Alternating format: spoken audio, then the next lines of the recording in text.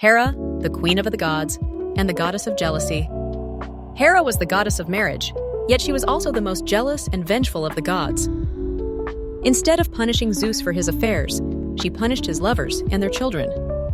She turned innocent women into monsters, drove them insane, or outright destroyed them. Just ask Io, who was transformed into a cow and hunted relentlessly.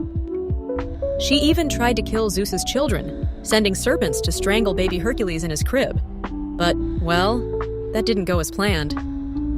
Poseidon, the god of the sea, and a monster in disguise.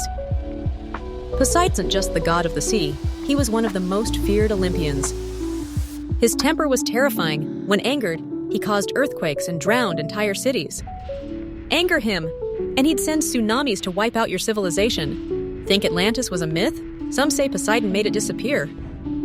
Equally ruthless with mortals, he forced himself on women and was linked to the creation of monsters like Pegasus and Charybdis. Medusa wasn't always a monster. Poseidon took her against her will in Athena's temple, and instead of punishing him, Athena cursed Medusa, transforming her into the snake-haired creature we know today. Hades, the god of the underworld, and a captor.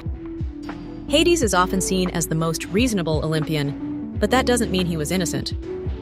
He ruled the underworld with an iron fist. No one could leave unless he allowed it. He kidnapped Persephone, tricked her into eating pomegranate seeds, and forced her to remain in the underworld for half the year. That's why we have winter. And if you tried to cheat death, you suffered eternally. Sisyphus thought he could outsmart death. Now, he's condemned to roll a boulder up a hill, forever. The gods were more human than divine. The gods were far from perfect. They were jealous, cruel, and often punished mortals without mercy. Their wrath was unpredictable, and their sense of justice was questionable. Yet, their stories continue to captivate us because they mirror human nature itself.